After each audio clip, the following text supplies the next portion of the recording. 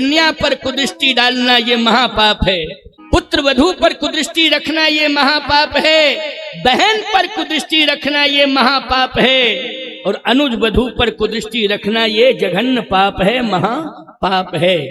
ये पाप परमात्मा की दृष्टि में अक्षम्य है, कभी परमात्मा क्षमा नहीं करेगा। याद रखना, उसे दंडित अवश्य करेगा। और याद रखना, यदि दुनिया में अपराध करने वाला अपराधी यदि बच जाएगा दुनिया में, वो कानून के शिकंजों में नहीं आ पाएगा, कानून की गिरफ्त में नहीं आ पाएगा, लेकिन मरने के बाद भगवान की अदालत में उसे छोड़ा नहीं जाएगा, उसे अवश्य ही दंडित किया जाएगा। ईश्वर की अदालत में उसे अवश्य ही दंडित किया जाएगा, उसे छोड़ा नहीं जाएगा। इसलिए ईश्वरी सत्ता को समझो, उसके अस्तित्व को समझो, और पाप करने से बचो, बचो, बचो। पाप करने से बचो, अपराध करने से बचो, बचो, बचो। यही मेरी पुकार है, यही भगवान से मेरी प्रार्थना है, यही लक्ष्मी नारायण भगवान से मेरी प्रार्थना है कि इस समाज को पाप करने से बचाओ, बचाओ, बचाओ, बचाओ। कांपने लगा मन, क्योंकि ये जितने भी नाम भगवान ने बताए हैं, ये सारे के सारे दोष उसके जीवन में थे। कन्या पर भी उसने कुदृष्टि डाली, उसने पुत्र वधू पर कुदृष्टि डाली, उसने बहन पर भी कुदृष्टि डाली, और उसने पुत्र अनुज वधू पर भी कुदृष्टि डाली। ये इतने प्रकार के अपराध हैं। अच्छा, जैसे ही भगवान ने कहा तो कांपने लगा। भगवान ने कहा, पहले अपनी वाणी से कहो, जो मैं कह रहा हूं वो सत्यता है कि नहीं? बाली ने कहा, सत्यता है। फिर तुम क्यों इस प्रकार से हमारे सामने अकड़ मकड़ करके अपनी बात कह रहे थे? बाली कहता है, सुनहु राम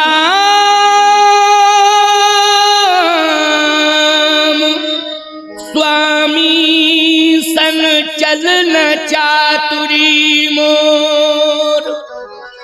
मैं पहले चतुरता कर रहा था, लेकिन आज पता लग गया कि मेरी चतुरता चलने वाली नहीं है। मैं आपके सामने चतुरता दिखा रहा था, चतुराई दिखा रहा था, लेकिन आज मैं महसूस कर रहा हूं कि आपके सामने मेरी चतुरता चलने वाली नहीं है। भगवान के सामने चतुराई नहीं चलती है प्यारे। भगवान भगवान होते हैं, इसलिए ना तो ठकुराई दिखाना भगवान के सामने और ना चतुराई दिखाना भगवान के सामने। भगवान के सामने तो शरणापन्न हो जाना, और गलतियां हो तो उन गलतियों को निछावर कर देना प्यारे, गलतियों को निछावर कर देना। इसलिए ठकुराई और चतुराई भगवान के सामने किसी की नहीं चलती है, क्योंकि हमें राक्षसत्व जो हमारे अंदर घुसा हुआ है। कौन घुसा है? राक्षसत्व घुसा हुआ है। जो राक्षसी विचार हैं, जब तक ये नहीं निकल जाएंगे, हमारी दृष्टि का दोष समाप्त नहीं हो जाएगा, तब तक हमारे जीवन में सफलता नहीं आएगी, हमारा जीवन अधूरा माना जाएगा। इसलिए मैं इस कथा को सुना रहा हूं, आगे सुनो। बाली ने कहा, चतुराई कर रहा था, लेकिन आपके सामने मेरी चतुरता नहीं चलेगी। लेकिन एक प्रश्न करूं तो आप अन्यथा तो नहीं लेंगे? हाँ बोलो बोलो, क्या बात? आप कह रहे हैं कि अनुज वधू पर कुदृष्टि है, कन्या पर कुदृष्टि है, बहन पर कुदृष्टि है, पुत्र वधू पर कुदृष्टि है, लेकिन आपने अपनी दृष्टि से ये नहीं देखा कि मैं पशु हूं। और पशु ना बहन को मानता है, ना बेटी को मानता है, पशु ना माँ को मानता है। बोलो, कोई संबंध मानता है पशु? तुम लोग तो किसान हो, तुम्हारे घर में 10-20 पशु होंगे, एक एक घर में 10-10, 5-5, 15, क्यों भाई? निश्चित होंगे। दूध वाले जानवर तो रखते ही हो ना, भले गाय नहीं रखते हो, लेकिन एक काला काला जानवर होता है जो 10 लीटर दूध देता है, उसको जरूर तुम रखते हो। जानते हो कि नहीं? समझ रहे हो कि नहीं समझ रहे हो? उसका नाम मंच से लिया जाए तो हमारी जिह्वा बर्बाद हो जाएगी, क्या फायदा है? क्यों भाई, है ना? इसलिए ऐसे तो 10, 5, 15 जानवर तुम्हारे घर में रहते हैं, लेकिन ईमानदारी के साथ बताना, क्या उस पशु कीड़ा को तुम देखते हो तो निश्चित रूप से देख करके यही कहते हो ना, ये पशु है? क्या कहते हो? ये तो पशु है। इसलिए पशु पक्षियों पर विचार नहीं करना चाहिए। तो बाली ने कहा कि मैं पशु हूं, और पामर पशु हूं, इसलिए पशु ना बहन पर विचार करता है, ना माँ पर विचार करता है, ना बेटी पर विचार करता है, क्योंकि पशु संस्कृति का ये प्रभाव होता है। इसलिए मैं पशु हूं। आप मेरे दोषों को क्यों गिना रहे हैं, क्यों मुझे बता रहे हैं? क्योंकि मैं तो पशु हूं। भगवान ने कहा याद रखना, तू पशु नहीं है, पशु का चोला पहने हुए है। समझ गए हो कि नहीं? तू पशु नहीं है, लेकिन पशु का चोला पहने हुए है। केवल पशु की आकृति तेरी है, तू पशु नहीं है। भले ही तू कह दे कि मैं पशु हूं, क्योंकि पशु जो है धर्म की व्याख्या नहीं करता है। बोलो भाई, पशु क्या धर्म की व्याख्या करता है? नहीं करता है। पशु क्या जाने धर्म है, क्या जाने अधर्म है। गोस्वामी जी कहते हैं ये पशु का चोला पहने हुए है। भगवान ने कहा तू धर्म की व्याख्या कर रहा है। और धर्म की व्याख्या में जानते हो क्या कहा है बाली ने? बाली ने कहा धर्म है तू, धर्म है तू अवतरे गुसाई, मारे मोहि व्याध की नाई। धर्म हेतु अवतरे गुसाई। आपका अवतार धर्म की रक्षा के लिए हुआ है। परित्राणाय साधूनाम विनाशाय च दुष्कृताम धर्म संस्थापनार्थाय संभवामि इवे युगे। आपकी स्थिति धर्म के स्थापन के लिए इस धरती पर आई है, जुड़ी है धरती से। और आप संतों को धर्म की पताका पकड़ाने के लिए आए हैं, राक्षसों का संहार करने आए हैं। तो आप धर्म के लिए आए, धर्म हेतु अवतरे गुसाई। तो भगवान ने कहा कि जो धर्म की व्याख्या कर सकता है वो कैसे पशु है? इसका मतलब है जो धर्म जानता है वो अधर्म भी जानता है, जो अधर्म जानता है वो धर्म भी जानता है। तू धर्म को जानता है, अधर्म को भी जानता है। दुर्योधन धर्म भी जानता था, अधर्म भी जानता था, लेकिन कहता यही था कि मेरे हृदय में कोई ऐसी ताकत बैठी है, वो जैसा नियोजित करती है वैसा करने के लिए मैं विवश हो जाता हूँ। इसका मतलब यह है कि धर्म भी जानता है दुर्योधन, और अधर्म भी जानता है। बाली धर्म भी जानता है और अधर्म भी जानता है। धर्म अधर्म। भगवान ने कहा जब तू जानता है तो ये क्यों कह रहा है कि पशु संस्कृति में बहन भाई, बहन माँ बेटी, इन पर विचार नहीं किया जाता है? बाली चरणों में गिर पड़ा, कहता है कि प्रभु ये सत्य है कि मेरे जीवन में दोष आ गए हैं और मैं अपने दोषों को स्वीकार करता हूं। भगवान ने कहा कि अगर दोषों को तुम स्वीकार कर रहे हो तो चाहते क्या हो? बाली ने कहा मैं यही चाहता हूं कि मेरे जीवन में जो दोष आए हैं, आज मैं संकल्प लेता हूं कि उन दोषों की मैं पुनरावृत्ति कभी करूंगा नहीं।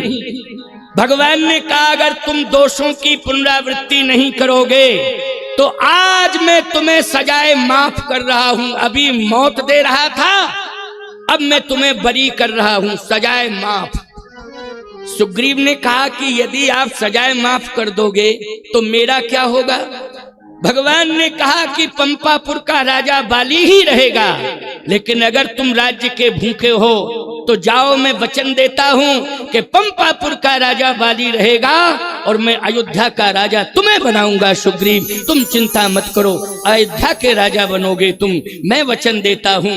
बाली चरणों में गिर गया, नहीं नहीं प्रभु, ये अयोध्या के राज्य लायक नहीं है, क्योंकि हम जानते हैं अयोध्या के राज्य लायक नहीं है। अयोध्या के राजा तो राम ही बनेंगे, क्योंकि अयोध्या में राम राज्य आएगा, राम ही अयोध्या के राजा बनने के लायक हैं। ये अयोध्या का राजा बनने लायक नहीं है। लेकिन प्रभु मैं आपसे प्रार्थना कर रहा हूं कि मैं अब प्राण नहीं रखना चाहता, मैं अब प्राण नहीं रखना चाहता हूं, मैं जाना चाहता हूं।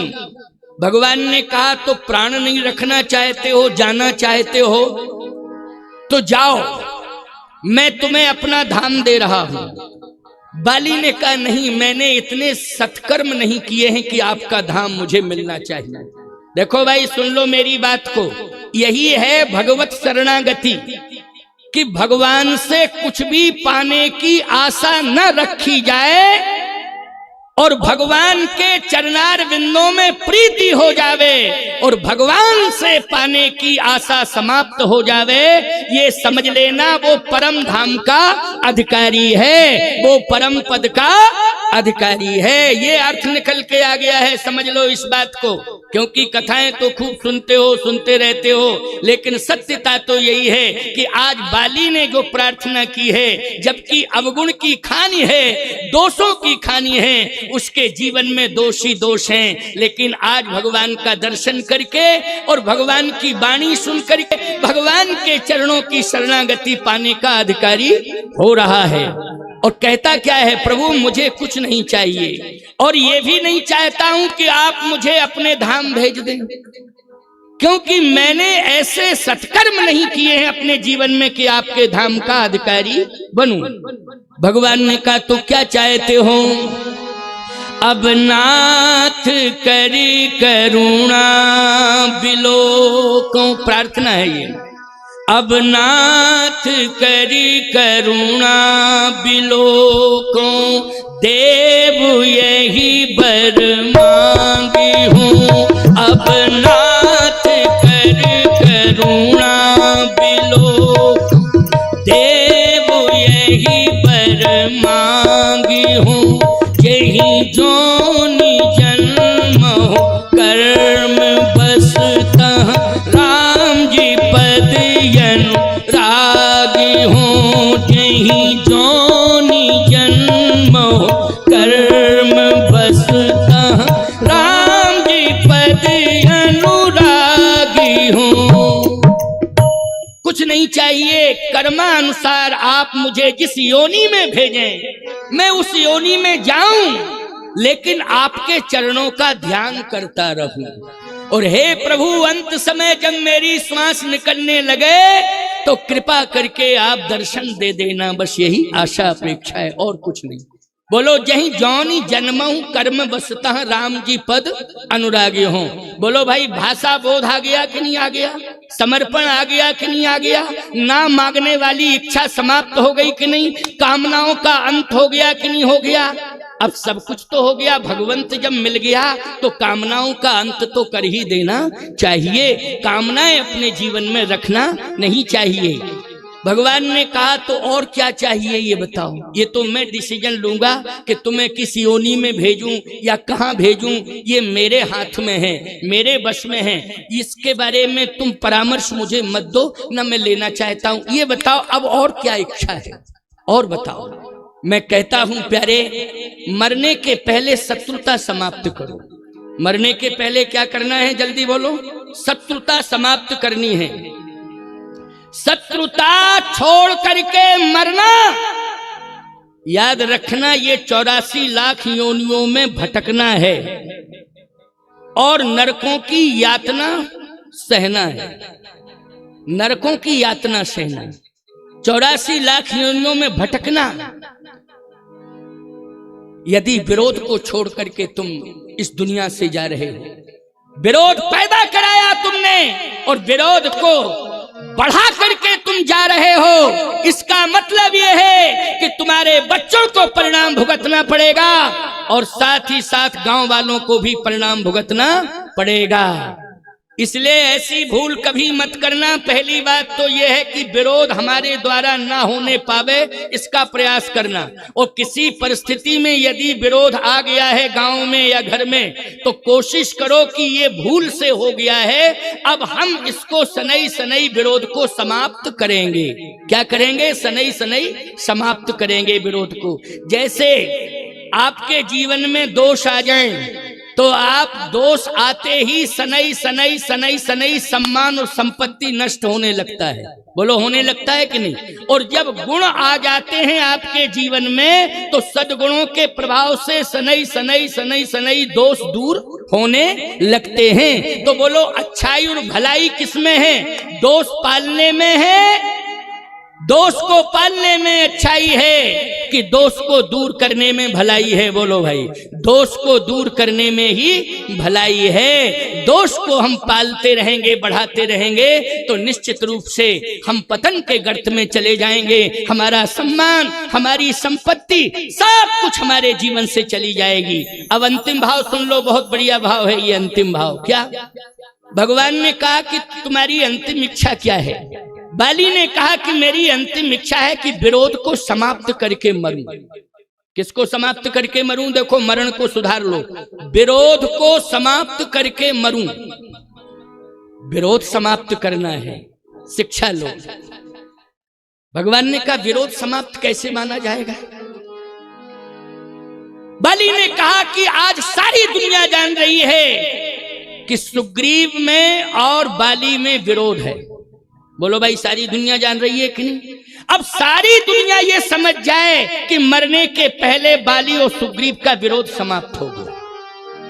तो भगवान ने कहा इसके लिए मैं क्या करूं? ये तो तुम दोनों भाई भाई समझ सकते हो, मैं क्या करूं इसके लिए?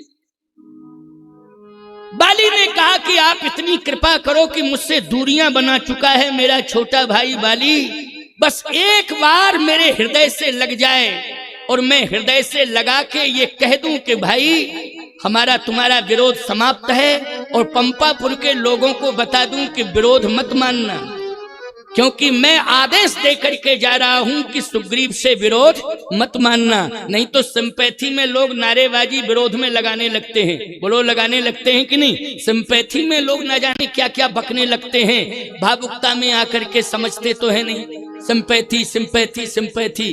बाली ने कहा कि मैं ऐसा संतुलन बना के मरूंगा कि मेरे मरने के बाद मेरे भाई का विरोध कोई करेगा नहीं। भगवान ने कहा इसके लिए क्या चाहते? बोले हृदय से लगा लूं।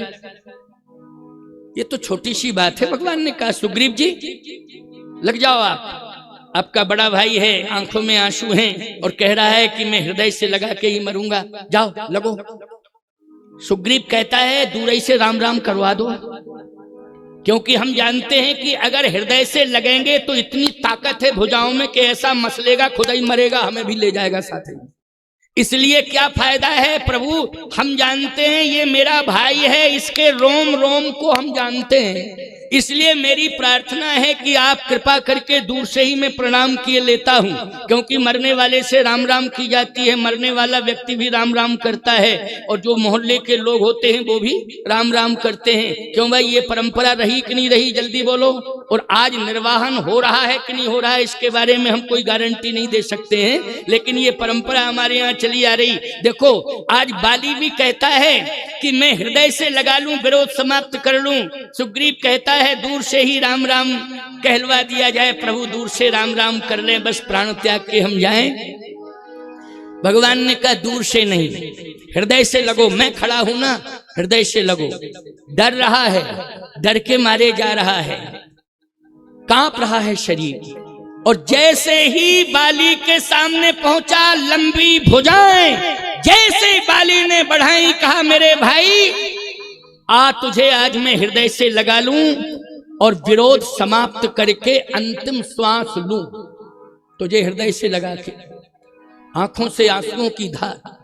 सुग्रीव डर रहा है लेकिन बाली रो रहा है। दृश्य देखो, ये किष्किंधा का है। ये कहां का दृश्य है? बोलो, किष्किंधा का है। इसलिए रामायण का हर कांड आदर्श से भरा हुआ है। कोई कांड ऐसा नहीं है रामायण में, भले ही कांड है, लेकिन बाल कांड से लेकर के उत्तर कांड के मध्य में जितने भी कांड हैं, बोलो प्रेरणादायी है कि नहीं? कुछ ना कुछ प्रेरणा मिलती है कि नहीं मिलती है? लेकिन लेना चाहिए, सीखना चाहिए, समझना चाहिए। बहुत महत्वपूर्ण बात है ये। आज कांप जरूर रहा है, भयभीत हो रहा है, लेकिन भगवान उसे दिलासा दिला रहे हैं, नहीं नहीं नहीं, धैर्य बंधा रहे हैं, नहीं नहीं, डरो नहीं, डरो नहीं, डरो नहीं, डरो नहीं। बाली कहता है कि मेरे भाई मैं विरोध समाप्त कर रहा हूं। बाली से शिक्षा लो। विरोध समाप्त किया उसने। आज विरोध अदालतों में जा रहा है। पैसा खा रहे हैं जज, पैसा खा रहे हैं वकील, और ईमानदारी से बताओ, चार तुमको खरी खोटी सुना रहे हैं। दूसरी बात मैं कहता हूं कि तुम्हारे विरोध का ये कि आज पुलिस तुम्हारा पैसा खा रही है, पुलिस तुम्हें गालियां दे रही है और पुलिस झूठे मुकदमे लिख रही है और तुम लाखों रुपया दे रहे हो।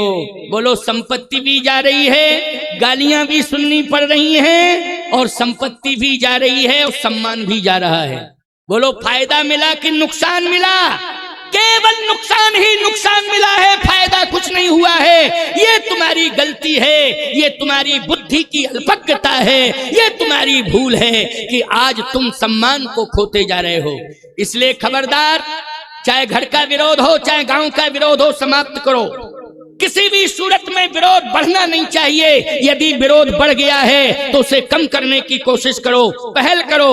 मैं जो भी अगर मेरे कानों तक आवाज आ जाएगी कि फलाने गांव का विरोध फलाने व्यक्ति ने मध्यस्थता करके समाप्त करा दिया है और पुलिस अदालत से गांव को मुक्त करा दिया है, मैं कामदगिर पीठ से आऊंगा और उसे गांव में सबसे पहले सम्मानित करूंगा। प्यारे, उसको आकर के सम्मानित करूंगा, मेरे तक सूचना पहुंचनी चाहिए। लेकिन ये पहल कोई करके दिखावे पूरी ताकत लगा के कि गांव का पैसा पुलिस में नहीं जाना चाहिए, गांव का पैसा अदालत में नहीं जाना चाहिए, गांव का सम्मान नहीं घटना चाहिए।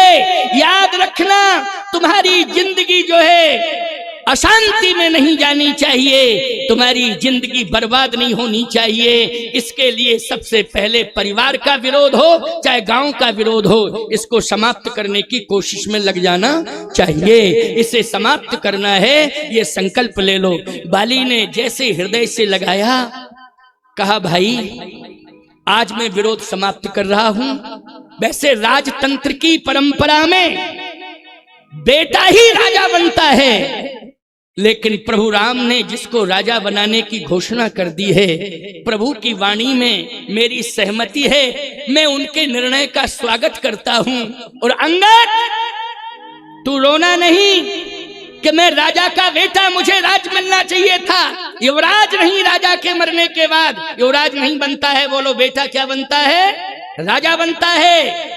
लेकिन अंगद, मैं आज मरने के पहले तुझे वो देके जा रहा हूं कि संसार के किसी पिता ने अपनी संतान को नहीं दिया होगा, किसी बाप ने अपनी औलाद को नहीं दिया होगा जो आज मैं तुझे देके जा रहा हूं। तू रो मत।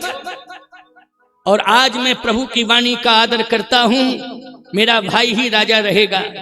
ऐ पंपापुर के लोगों, मेरे मरने के बाद बगावत मत करना किसी भी प्रकार से। अगर मेरे प्रभु राम ने मेरे भाई को राजा घोषित कर दिया है तो बाली की तरफ से ही सुग्रीव राजा घोषित होता है, बाली की ओर से भी सुग्रीव राजा घोषित होता है। ईमानदारी से बताओ, मरने के पहले संतुलन बनाया है कि बिगाड़ा है? बोलो। संतुलन जो है बनाया है, बना के जा रहा है। और सुनो, एक बात बताएं आपको, हाथ पकड़ लिया किसका?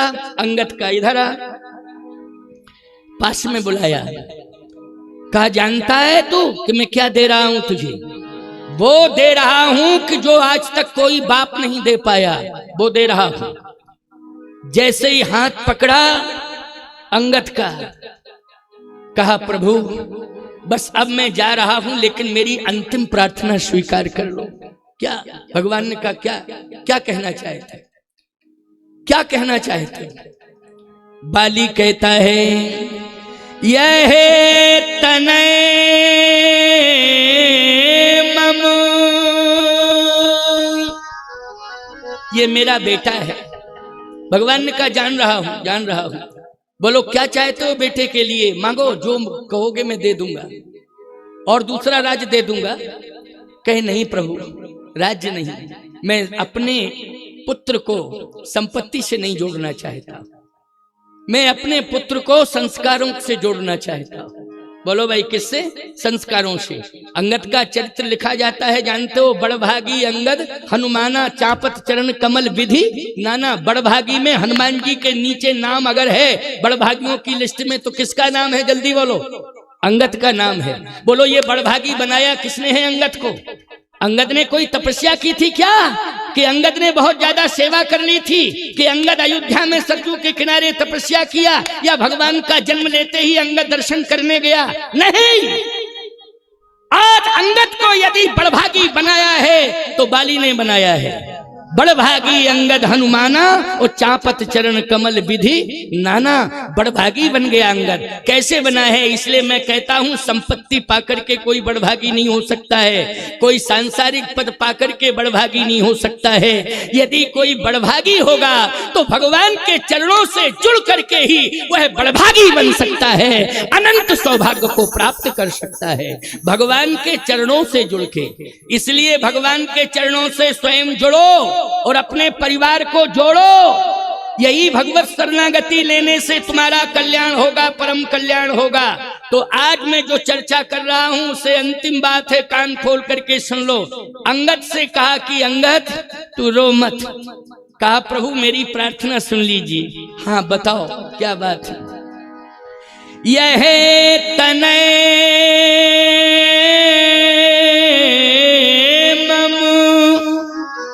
सम विनय बल कल्याण प्रद प्रभु लीजिए। गही बाहि सुर नर नाही आपन दास अंगद कीजिए। अंगद को दास बना लीजिए, बस चरणों का दास। भगवान ने तुरंत अंगद को हृदय से लगा लिया। एव मस्तु कह दिया बाली को, एव मस्तु, मैंने स्वीकार कर लिया अंगद को। अब बोलो भाई, अंगद का हाथ किसके हाथ में पकड़ा दिया? जल्दी बोलो। रघुनाथ के हाथ में पकड़ा दिया है अंगद का हाथ। अब रघुनाथ के हाथ में आ गया, अंगद सौंप दिया भगवान को। बोलो भाई, बड़भागी बना दिया पुत्र को कि नहीं? और आज उसने अपने जीवन के दुर्भाग्य को सौभाग्य में बदल लिया और सुग्रीव से कहता है कि भाई तूने मेरा परम हित कर दिया, बहुत बड़ा हित किया। भगवान ने कहा क्या चाहते हो? कहा अगले जन्म में अगर मुझे भाई मिले तो सुग्रीव जैसा भाई मिले। भगवान ने कहा सुग्रीव जैसा भाई क्यों मांग रहे हो? कारण क्या है? बाली ने कहा इसलिए कि मैं इतना बड़ा पापी हूं, इतना बड़ा पापी हूं कि मुझे पापों से छुटकारा कभी मिलता ही नहीं। लेकिन धन्य है सुग्रीव जैसा भाई जिसने मुझे राम से मिला दिया है और पापों से छुटकारा दिला दिया है। इससे बड़ी बात और क्या हो सकती? धन्य है मेरे भाई, तूने अपने भाई का परम कल्याण करा दिया है। इसलिए अगले जन्म में भाई के रूप में तू ही मिले, तेरे जैसा भाई मिले। और अंगद से कहा कि तुम भगवान की सेवा करना। अच्छा, इतना सब कहने के बाद जितने जघन्य से जघन्य पाप थे वो सारे पापों से मुक्ति मिल गई बाली को। और भगवान ने बोलो कहां भेजा है बाली को? जल्दी बोलो। राम बाली, राम बाली निज धाम पठावा। भगवान ने बाली को अपने धाम भेजा है। आज बाली भगवान के धाम पहुंच गया, शरणागति भी मिल गई, परम पद भी मिल गया, भगवान के धाम का अधिकारी हो गया। सुग्रीव के मन में संपदा की इच्छा थी, वो संपदा भी मिल गई, राज्य मिल गया। अंगद भगवान के चरणों का दास मिल गया, अंगद को भगवान के चरणों की सेवा मिल गई। बोलो जो बिगड़ गया था वो सब बन गया कि नहीं बन गया? जल्दी बोलो। अच्छा, मरने के पहले विरोध समाप्त हो गया कि नहीं हो गया? और विरोध समाप्त होने के बाद इतना बड़ा पापी कहां गया? राम बाल निज धाम पठावा, भगवान के धाम गया कि नहीं गया? इसलिए मैं कहता हूं इस घोर कलिकाल में अच्छा काम करके दिखाओ। तुम्हारे जितने दोष पिछले होंगे सारे दोषों का रिकॉर्ड जला दिया जाएगा, समाप्त कर दिया जाएगा और तुम्हें परम पद का अधिकारी बना दिया जाएगा। भगवान की शरणागति प्राप्त करते ही परम पद के अधिकारी हो जाओगे। ये कथा प्रेरक कथा थी, इसलिए संत के बिना तो कुछ बन ही नहीं पाएगा। संत के बिना कभी शरणागति नहीं मिल पाएगी, भगवत शरणागति, और संत के बिना जीवन अधूरा है। इसलिए बिना संत के भगवंत की प्राप्ति नहीं होती है। इसलिए संत मिलेगा तभी सदगति होगी और तभी सदमार्ग पर चलने का मार्ग प्रशस्त होगा। बिना संत के प्रेरणा दिए प्रेरक बने कुछ होने वाला नहीं है। इसलिए मैं सभी को हृदय से बहुत बहुत साधुवाद देता हूँ।